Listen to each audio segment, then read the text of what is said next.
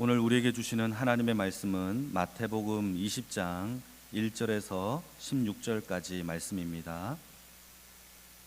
마태복음 20장 1절로 16절까지 신약 성경 33면에 있습니다. 제가 먼저 읽겠습니다. 천국은 마치 품꾼을 얻어 포도원에 들여보내려고 이른 아침에 나간 집주인과 같으니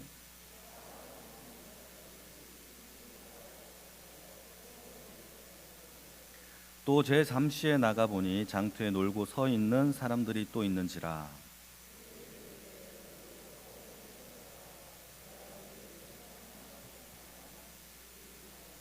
제6시와 제9시에 또 나가 그와 같이 하고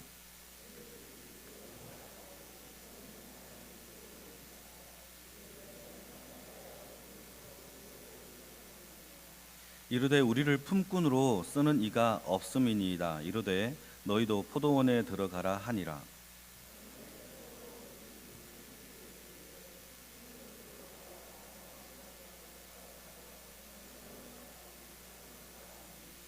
제11시에 온 자들이 와서 한 데나리온씩을 받거늘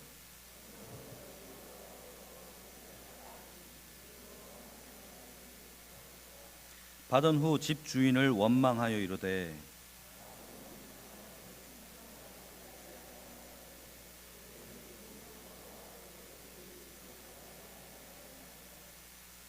주인이 그 중에 한 사람에게 대답하여 이르되 친구여 내가 내게 잘못한 것이 없노라. 내가 나와 한 데나리온의 약속을 하지 아니하였느냐?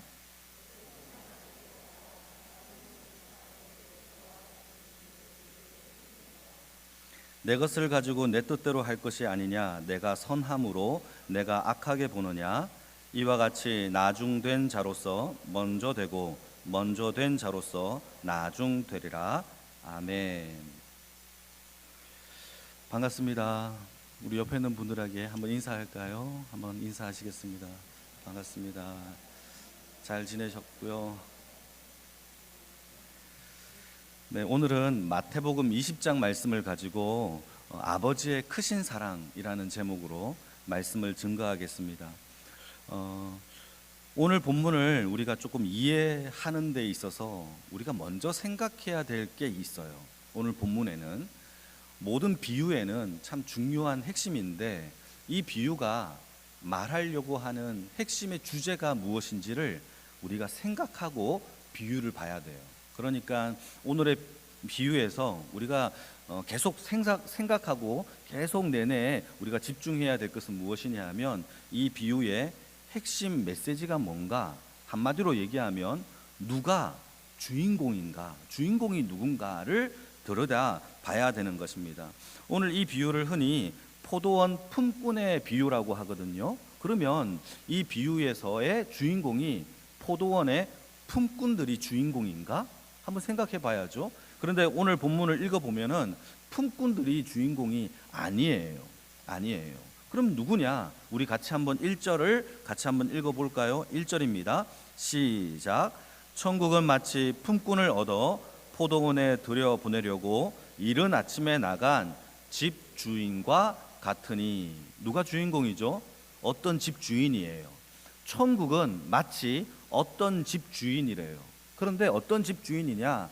이른 아침에 일찍 장터로 나가서 자기의 포도원의 품꾼을 고용하기 위하여 나간 집주인과 같다라고 이야기하는 것이죠. 우리가 이 부분을 이 비유에서 집주인이 어떠한 상태인지 마음인지를 우리가 계속 집중해서 생각해야 합니다. 이것은 마치 누가복음 15장에 보게 되면 돌아온 탕자의 이야기가 나오는데 많은 사람들이 탕자가 주인공이라고 생각할 때가 많아요. 그런데 돌아온 탕자, 아버지의 가슴에 비수를 꽂고 이 돌아온 탕자를 조건 없이 용서하시고 받아주신 아버지의 사랑이 사실상 그 비유의 핵심이거든요. 그러니까 이와 같이 오늘의 비유에도 그 집주인의 마음이 어떠한 사랑을 가지고 있는지를 우리가 집중해 봐야 한다는 겁니다. 그리고 오늘 비유를 보시게 되면은 내용은 이렇습니다. 어떤 집주인이 있었고 이른 아침에 나가서 자기 포도원에 일을 할 사람, 품꾼을 고용하기 위하여 장터로 나가는 거예요. 여러분, 여기 나오는 장터라는 단어는 헬라 말로 아고라라는 단어인데, 아고라라는 단어는 원래 광장이란 뜻입니다. 여러분, 고대 그리스 로마에 보게 되면 항상 아고라가 있어요. 이 아고라는 장터일 뿐만 아니라 광장이고 모든 핵심의 사항을 회의하는 회의 장소입니다. 그런 광장 속에서 사람들이 늘 북적대고 물건을 사고 팔기도 하는 그런 곳이 광장 아고라인데, 이곳에서 자신을 고용해 달라라고 늘 나와서 자신을 써달라라고 일하는 일꾼들이 늘 북적댔던 곳이 장터예요. 우리가 또 알아야 될 것이 또 하나 있는데, 그것은 유대인들이 보는 시간과 우리 현대인들이 보는 시간의 개념도 좀 달라요. 유대인들은, 우리는 시간을 오전 12시부터 시작해서 하루가 시작되잖아요. 그게 연결되어 있단 말이에요. 근데 유대인들은 연결된 시간을 쓰지 않아요. 낮 시간과 밤 시간을 분리해서 써요. 그러니까 밤 시간은 밤 시간 따로 헤아리는 법이 있고, 유대인들은 또 낮 시간을 낮 시간대로 헤아리는 법이 있어요. 그러니까 해가 뜨는 것으로부터 데이타임이 시작되는데, 해가 뜨는 것이 시간의 하루의 일과의 시작인 거예요. 그래서 한 시간이 지나면 보통 6시에 해가 뜨니까 6시부터 7시가 되면은 1시라고 부르는 거죠. 7시가 되면은 유대인들은 2시라고 부르는 겁니다. 그것이 그들의 시간을 헤아리는 방법입니다. 아무튼 이 집주인이 이른 아침에, 해가 뜨자마자 이른 아침에 장터로 나가서 일자리를 구하고 있는 사람들을 택하여 그곳에서 자기의 포도원에 일할 사람들을 택합니다. 여기서 질문, 여러분, 이 집주인이 사람을 택할 때에 일을 잘하는 사람을 택할까요? 일을 못하는, 딱 봐도 못하는 사람을 택할까요? 이게 질문이에요. 굉장히 어렵죠? 어떤 사람을 택하겠습니까? 일을 딱 봐도 잘하는 사람을 택한단 말이에요. 그러니까 안택함을 받은 사람은 점점 갈수록 일을 딱 봐도 못하는 사람, 그러니까 평판이 좋고 성실하고 저 사람에게 일을 맡기면 깔끔하게 일을 처리해 라는 이 이야기가 들리는 사람을 제일 먼저 택함을 받아 데리고 가겠죠. 그래서 마찬가지예요. 주인도 그들을 택하여서 이른 아침부터 자기 포도원에 일을 시킨 겁니다. 그러면서 하는 말이, 너희들이 이곳 해가 질 때까지 오후 6시까지 일을 열심히 하면 내가 하루 일당 최대치 한 데나리온을 너희들에게 주겠다. 그 당시 하루 일당의 최고 가격은 한 데나리온이었는데 주인이 한 데나리온을 주겠다라고 약속을 한 겁니다. 같이 한번 읽어볼까요? 2절입니다. 2절 시작. 그가 하루 한 데나리온씩 품꾼들과 약속하여 포도원에 들여보낸 것이에요. 그래서 하루에 한 데나리온을 주겠다라고 이야기한 거죠. 여러분, 품꾼들의 입장에서 생각을 해보게 되면 가장 먼저 택함을 받았고, 내가 인정받았어. 그리고 하루에 일당을 한 데나리온을 준다라고 하니 가격도 너무 좋아. 뿐만 아니라 여러분, 이 일당으로 온 가족의 먹을 것과 생활비를 충당할 수 있기 때문에 여러분, 택함을 받은, 이른 일찍 택함을 받은 이 품꾼들은 정말 감사할 따름이죠. 열심히 일할 수밖에 없는 겁니다. 그래서 일을 하기 시작했어요. 그리고 또 주인이 제3시는 오전 9시를 얘기합니다. 오전 9시에 나가보니까 또 놀고 있고 여전히 또 일자리를 구하는 사람들이 있는 거예요. 이때 집주인이 어떻게 합니까? 그들에게 이렇게 말을 합니다. 4절 5절을 한번 집중해서 읽어보시기 바랍니다. 시작. 그들에게 이르되 너희도 포도원에 들어가라. 내가 너희에게 상당하게 주리라 하니 그들이 가고 제6시와 제9시에도 또 나가 그와 같이 했다는 겁니다. 여러분, 좀 중요한 게 여기에 있었는데 좀 발견했나요? 여러분, 이른 아침 일찍 나간 사람들에게는 하루에 일당을 얼마 준다고 했죠? 한 데나리온을 준다고 했어요. 그런데 오전 9시 제3시죠. 그때부터 나간 사람들에게는 한 데나리온을 약속합니까? 안 합니까? 안 해요. 뭐라고 약속하죠? 집중력이 대단하시네요. 상당하게 주리라. 상당하게 주리라. 여러분, 이것이 헬라 말로 원어를 분석해 보면 이런 뜻입니다. 정확하게 계산해서 가격을 매기겠다, 이런 뜻이에요. 그러니까 집주인은 3시나 오전 9시 또 정오에 12시 또 그 뒤에 있는 시간들을 일할 사람들에게는 한 데나리온이라고 말하지 아니하고 정확하게 네가 일한 대가만큼 실어주겠다라고 이야기를 한 겁니다. 그렇게 해서 일을 시킨 거예요. 그렇게 해서 제6시, 제9시 그러다가 6절 말씀도 한번 볼까요? 6절 말씀을 보게 되면 몇 시가 나오죠? 제11시에도 나가서 똑같이 했대요. 여러분 제11시가 몇 시입니까? 오후 5시예요. 여러분 해가 지는 시간이 오후 6시라면 오후 5시는 몇 시간밖에 일을 못해요? 1시간. 혹시 그날 해가 일찍 떨어진다 그러면 1시간도 안 되는 시간에 이 주인이 그 11시에 부른 그 종들에게도 기회를 주는 겁니다. 고작 1시간도 안 되는 그 시간에 가서 일을 해라 라고 기회를 주는 것이죠. 그리고 드디어 오후 6시 해가 뚝 떨어졌어요. 그때 집 주인이 모든 품꾼들을 다 모읍니다. 그리고 우리 8절을 한번 읽어볼까요? 8절입니다. 시작. 저물매 포도원 주인이 청지기에게 이르되 품꾼들을 불러 나중 온 자부터 시작하여 먼저 온 자까지 삭을 준대요. 누구에게 먼저 줬죠? 나중에 온 사람. 그러니까 오후 5시에 온 사람, 1시간도 일하지 않은 사람에게 먼저 삭을 주는데 그 삭이 9절이에요. 한번 9절도 보실까요? 시작. 제11시에 온 자들이 와서 얼마를 받죠? 한 데나리온을 받았대요. 여러분 이게 무슨 일입니까? 여러분 하루치 일당의 최대량이 여러분 열심히 일해도 한 데나리온을 받는 것이 최고의 가격인데 고작 1시간도 일하지 못한 이 품꾼들이 받은 돈이 한 데나리온이에요. 그러자 어떤 일이 벌어졌느냐? 먼저 온 사람들이 수근수근 그리기 시작해요. 야 여보게, 이건 제가 지금 이제 연기하는 겁니다. 여보게 저거 보시게 그러면서 하는 말이 1시간도 일하지 않은 사람이 한 데나리온을 받았다면 우리는 12시간을 일하지 않았는가? 그러면 적어도 5데나리온에서 10데나리온을 받겠네 라고 이야기를 그들이 생각을 한 거란 말입니다. 그러면서 오후 3시에 한 데나리온을 주고 정오에 한 데나리온을 주고 오전 9시에 한 데나리온을 주고 드디어 이른 아침 12시간 동안 일을 했던 이 사람이 손을 내밀면서 받았던 돈이 얼마죠? 한 데나리온이에요. 그러자 이 일찍 온 사람들이 화가 나기 시작해요. 어떻게 우리에게 이렇게 대우할 수 있는가?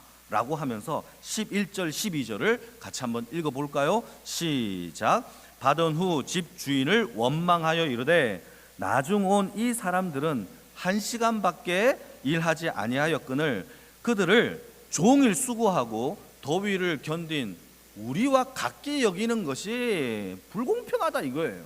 그래서 화가 난 거예요. 여러분 이 분노가 여러분들은 이해가 되십니까? 이거 이해 못하면은 여러분 조금 직장생활하는데 힘들 수 있어요. 이건 직장생활에서 기본 아닙니까? 경력자인데 내가 전혀 경력도 없는 지금 바로 들어온, 제가 10년 이상 한 경력자인데 바로 들어온 신참이 일도 못해서 내가 땜빵 해야 될 일이 너무 많은데 맨날 내가 시켜야 되는데 야, 이 친구의 모든 일들을 뒤에서 뒷바라지 해주는 일을 하면서도 월급이 같다. 아유 여러분 이거를 감사합니다 괜찮아요 이렇게 하시는 분이 어디 있겠어. 이건 좀 부당한 것 같다. 이건 불공평합니다라고 사장님에게 얘기하지 않겠습니까? 이건 정상적인 이야기란 말이에요. 예, 이것은 충분히 이해하겠죠. 그래서 오늘 본문 이른 아침에 온 사람들의 이 원성을 우리는 이해할 수 있어요. 그렇다고 해서 주인의 마음을 이해하지 못하는 것도 아니에요. 왜냐하면 주인은 처음부터 일찍 온 사람에게 한 데나리온을 약속했던 이 약속의 체결이 있었기 때문에 주인이 한 데나리온을 약속했기 때문에 한 데나리온을 주는 것은 또 주인의 잘못도 약속을 어긴 것도 아니라는 거예요. 여러분 이 비유에서 핵심이 뭐냐? 중요합니다. 먼저 왔다고 먼저 되는 것이 아니라는 거예요. 중요해요. 먼저 왔다고 먼저 되는 것이 이게 하나님의 공식이에요. 하나님의 사랑의 방식. 또 품꾼의 성실함과 실력과 능력과 오랫동안 있었다고 해서 먼저 되는 것도 아니에요. 중요해요. 일을 많이 했다고 실력이 있다라고 높은 지위에 있다라고 차등하는 것이 하나님의 사랑법이 아니라는 거예요. 모든 사람에게 하나님의 사랑법은 동일하게 우리를 사랑하시는 것이 이 비유의 핵심인 줄 믿으시길 축복합니다. 여러분, 여기에서 시험에 들면 안 돼요. 착각하면 안 돼요. 이상한데 많은 사람들이 이 집주인의 관대한 사랑, 아버지의 무한하신 사랑에 시험에 든 사람들이 많아요. 성경에도 나옵니다. 대표적으로 누굽니까? 요나 선지자. 요나 선지자는요, 자기의 원수 백성인 니느웨를 너무너무 싫어했어요. 그런데 하나님이 니느웨에 가서 요나에게 이렇게 얘기합니다. 가서 회개의 복음을 전해라. 여러분, 요나가 가고 싶었겠습니까? 그래서 도망쳐요. 그럼에도 불구하고 하나님이 결국 니느웨 백성들에게 복음을 전하게 합니다. 회개하라! 라는 복음을 전하라고 해요. 그런데 이 니느웨 도시가 3일 동안 다녀야 복음을 제대로 전할 수 있는데, 요나는 니느웨 백성이 회개하는 게 싫었어요. 그래서 딱 하루만 회개해라 이렇게 돌아다닌 거예요. 그리고는 하루 정도 전했으니까 이 사람들이 회개하지 않을 거라고 생각한 거죠. 그런데 어떤 일이 벌어집니까? 기적 가운데 하루밖에 전하지 않았는데 성경은 이렇게 얘기합니다. 왕에서부터 말단 신하까지, 심지어 동물 가축까지 하나님 앞에 회개하는 일이 벌어졌대요. 놀라운 일이죠. 그러자 하나님이 이 니느웨 백성의 심판을 거두시고 용서하십니다. 이때 요나가 빡 화가 나요.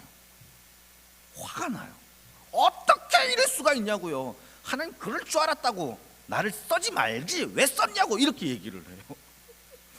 여러분, 제가 한번 읽어볼까요? 그때 뭐라고 이야기를 하느냐면, 요나가 내가 이들을 사랑하는 게 이해가 안 되니? 라고 요나한테 얘기하니까 요나가 이렇게 말합니다. 내가 성내어 죽기까지 할지라도 내가 옳습니다 라고 하나님께 화를 내요. 여러분, 아버지의 관대한 사랑을 요나는 몰랐어요. 예배는 드렸지만 아버지의 관대한 사랑에 관심이 없으면 이해를 못해요. 또 있습니다. 조금 전에 언급했던 돌아온 탕자의 이야기도 마찬가지예요. 여러분, 우린 탕자를 얘기할 때 잘 주목하지 않는 사람이 있는데 탕자의 형이에요. 탕자의 형이 있었거든요. 그 탕자의 형은 자기 아버지의 가슴에 비수를 꽂고 흥청망청 놀았던 이 탕자가 자기는 열심히 일하고 아버지 곁에서 예배도 드리고 섬기고 열심히 섬겼는데, 모든 걸 탕진하고 돌아온 이 망나니 같은 탕자가 돌아오니까 아빠가 혼내기는커녕 달려가서 그를 안고 울면서 잔치를 베풀어 주는 거예요. 송아지를 잡아서 잔치를 베풀어 주는 거예요. 그때 형이 빡 화가 나는 거예요. 어떻게 이럴 수가 있습니까? 나는 아빠를 한 번도 떠난 적이 없었고 맨날 예배를 드렸고 열심히 섬겼고 열심히 내가 헌금도 내지 않았습니까? 라고 얘기해요. 그때 아버지가 베푼 잔치에 형이 들어오지를 않아요. 그때 아버지가 달래주러 나갑니다. 나가서 뭐라고 얘기합니까? 들어와라. 같이, 이 아이는 내가 잃었다가 얻은 친구고 죽었다가 살아난 내 아들이다. 같이 동참하자 라고 할 때 이 형이 어떻게 합니까? 동참하지 않아요. 결국 동참하지 않아요. 사랑하는 성도 여러분, 이게 뭡니까? 지금까지 늘 아버지 곁에서 열심히 섬겼던 이 형은 어찌 보면 칭찬받고 지금까지 인정받았던 삶을 살았지만, 문제는 아버지가 베푼 그 관대한 사랑에 대하여 동참하지는 않았어요. 여러분, 중요합니다. 우리가 진짜 동참해야 될 이 동참은 아버지의 관대한 사랑에 동참하는 주의 백성이 되기를 축복합니다. 이게 중요해요. 하나님을 믿습니다 라고 하는 그 뒤편에는 하나님의 관대한 사랑까지도 믿어야 돼요. 놀라운 일이죠. 이게 천국이에요. 그걸 발견한 사람은요, 두려울 게 없어요. 무서울 게 없어요. 감격이죠. 사랑하는 성도 여러분, 우리의 모두의 삶은 아버지의 관대한 사랑으로 은혜를 입은 그저 구원을 받은 주의 백성일 뿐입니다. 저도 그렇고 여러분들도 그렇고. 이런 새벽에 나가서 나를 써달라고, 우리가 좀 써달라고, 나 돈 벌고 싶다라고 하면서 나가서 광장에서 기다렸던 사람들이 저와 여러분들 아닙니까? 지금 여러분 직장 다니는 거 다 고용받아서 그 은혜 가운데 우리가 먹고 사는 거 아닙니까? 세상도 그런데 하나님의 은혜도 그렇다라는 거예요. 주인은 단 한 번도 세상은 우리에게 일 잘해라, 못하면 너 연봉 깎는다 라고 얘기하죠. 그러나 하나님은요, 단 한 번도 실력을 키워라, 능력이 있어라, 성과를 내라 라고 우리 하나님은 요구한 적이 없다라는 거예요. 아버지의 관심은요, 그저 우리가 배고플까봐, 아플까봐, 다칠까봐 그거예요. 1시간밖에 안 남았는데도 데리고 와서 우리에게 배고픔을 해결해 주시는 아버지의 사랑을 발견하는 것이 이 비유의 핵심이라는 사실입니다. 실제로 하나님은 우리에게 그런 넘치는 사랑을 주셨어요. 그게 십자가의 사랑인 줄 믿으시길 축복합니다. 그 사랑은 여러분, 원수된 죄인들을 자기 아들을 죽이시면서까지 보여주신 사랑이에요. 이 관대한 사랑을 세상 사람들은 이해를 못해요. 그래서 안 믿어요. 이게 도대체 말이 되냐? 믿지 못하죠. 너무 관대하니까. 여러분, 그 아들을 죽기까지 사랑하신 그 하나님의 지혜, 사랑 방식이 완전히 다른 그 하나님의 사랑을 여러분, 우리가 쟁취해내는 주의 백성이 되기를 축복합니다. 보통 사람들은 뭔가를 좋아하거나 사랑을 할 때 이유가 있어요. 조건이 있어요. 여러분, 그렇지 않습니까? 사람을 아니어도 여러분 취미생활만 봐도 그래요. 바둑을 좋아하시는 분 계십니까요? 바둑 두는 것이 좋잖아요. 매력이 있잖아요. 내가 집을 짓고 상대방의 집을 부수어서 내 집을 확장하는 거, 땅 따먹기처럼 참 재미있잖아요. 그러니까 바둑을 좋아해요. 골프 좋아하시는 분들은 골프에 매력이 있거든요. 나이스 하면서 그 맛이 있어요. 뿐만 아니라 낚시도 마찬가지예요. 낚시에 손맛이 있거든요. 그래서 좋아해요. 모든 좋아하고 사랑하는 이유에는 인간은 다 조건이 있어요. 그런데 하나님이 우리를 사랑하는 방식은 그 조건이 없다라는 거예요. 왜 그러죠? 하나님이 사랑이시기 때문에. 하나님 자체가 조건이고 이유예요. 하나님은 우리의 잘나서 예뻐서 착한 일을 해서 오늘 찬양대에 예쁜 찬양, 너무 거룩한 찬양을 해서 내가 너희들을 좀 사랑해 줄게 하는 게 아니에요. 우리가 아직 죄인 되었을 때에, 연약했을 때에, 하나님을 모를 때부터 하나님은 우리를 사랑했다라는 것이 성경의 이야기입니다. 그러니까 사랑의 방식과 공식이 전혀 달라요. 이것은 구약시대에도 동일하게 나와 있어요. 여러분 한번 읽어볼까요? 이사야서 49장 15절. 이 말씀은 여러분 집에 가서 한번 묵상해 보세요. 너무 귀합니다. 같이 읽겠습니다. 시작.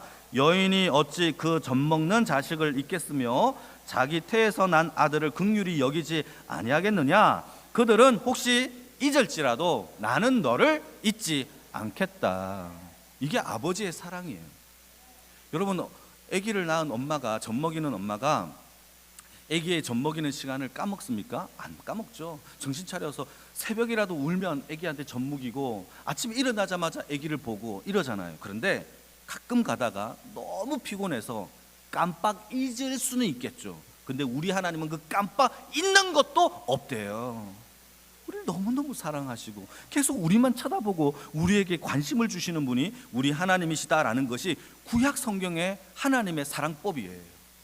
여러분, 이것을 믿으시길 축복합니다. 그 하나님의 눈과 우리의 눈이 마주쳐야 돼요. 그래야 그 감동이 일어나고 그 사랑에 우리가 수긍할 수 있어요. 사랑하는 성도 여러분, 우리는 모두 죄인이에요. 진노와 심판 가운데서 아버지의 사랑으로 건져진 죄인이라고요. 우리가 덤으로 산다라고 해도 과언이 아닐 만큼 하나님 앞에 사랑 입은 거예요. 누가 누구에게 지적하고 누가 누구에게 화를 낼 수가 있겠습니까? 그저 순종하고 감사하고 하나님 앞에 그 은혜에 눈물을 흘릴 수밖에 없는 것이 우리의 처지예요. 그래서 하나님이 우리를 포도원의 품꾼으로 부르신 이유는 언제 불렀느냐, 얼마만큼 일을 해야 되느냐, 실력이 있느냐, 이런 게 아니에요. 하나님은 성경에 이 비유에 그 내용에 대해서는 1도 관심 없어요. 얼마만큼 했느냐, 잘했느냐, 얼마만큼 수확을 거뒀느냐, 관심이 1도 없어요. 무엇에 관심이 있느냐? 여러분, 언제 불렀냐가 아니라 먼저 받은 아버지의 사랑을 깨닫고 그 사랑에 동참해 주기를 아버지는 원하신다라는 사실이에요. 그래서 신앙생활에서 가장 중요한 것은 아버지의 사랑, 하나님의 사랑을 배우는 거예요. 여러분, 하나님의 사랑을 배우시길 축복합니다. 하나님을 아는 지식이 아니라 그 사랑을 배우시고 아버지의 사랑에 동참하시기를 축복합니다. 이런 자들이 먼저 된 자가 먼저 돼요.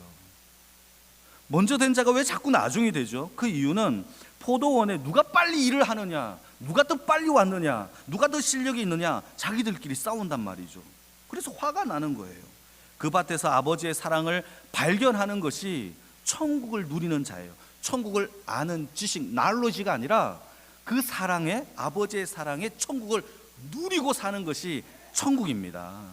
여러분, 그 은혜가 저와 여러분들에게 있기를 축복합니다. 그래서 그 밭에서 아버지의 사랑을 발견할 때 나의 전부를 바칠 수 있죠. 여러분, 마태복음 13장에 보게 되면 천국 비유장이 나오잖아요. 거기에 보면 44절에 귀한 말씀이 하나 나옵니다. 천국은 마치 밭에 감추인 보화와 같으니 사람이 이를 발견한 후 숨겨두고 기뻐하며 돌아가서 자기의 소유를 다 팔아 그 밭을 사느니라. 이게 바로 천국이에요.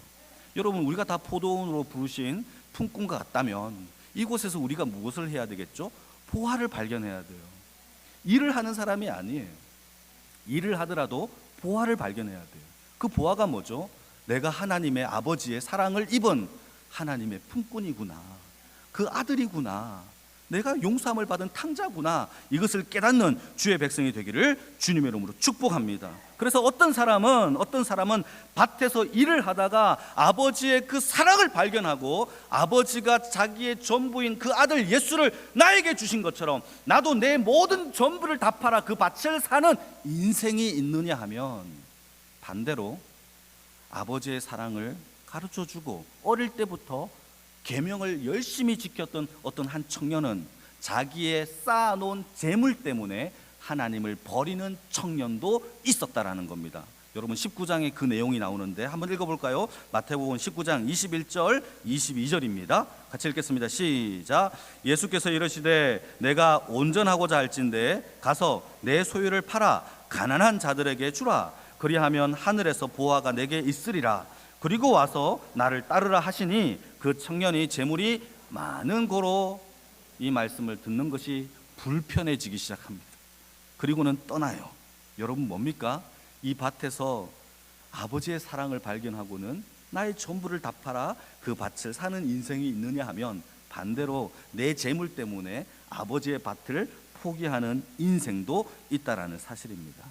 여러분, 누가 먼저 됐죠? 이 부자 청년이 먼저 돼서 어릴 때부터 계명을 다 지켰대요. 그래서 이 부자 청년의 비유의 끝에도 똑같은 말을 합니다. 먼저 된 자가 나중되고 나중된 자가 먼저 된다.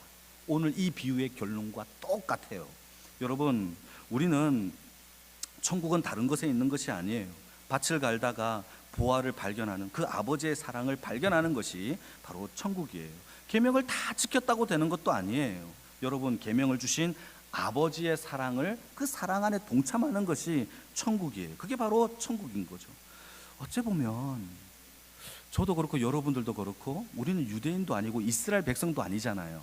생각해 보면 우리는 늦게 택함을 받은 사람일 수 있어요. 그러면 오전, 아니 11시, 오후 5시에 부름을 받아 겨우 1시간밖에 일하지 못한 그 품꾼처럼 우리도 그런 자격이 안 되지만 우리를 불러서 사용하신 아버지의 이 늦까지 이 품꾼으로 부름을 받은 저와 여러분들일 수도 있단 말이죠.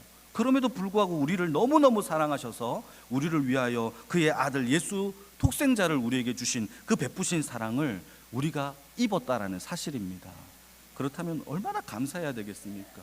그게 바로 오늘 이 비유의 핵심이에요. 아버지는 그런 사랑으로 우리를 사랑하고 계신다라는 거죠. 근데 우리는 그 사랑이 싫은 거예요. 내가 더 잘났고. 여러분, 우리의 사랑의 방식을 죽이고 아버지의 사랑의 방식으로 살기를 주님의 이름으로 축복합니다.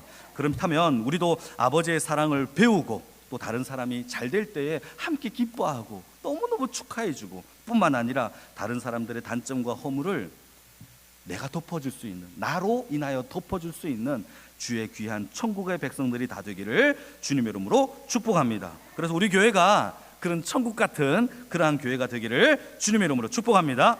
같이 한번 기도하겠습니다.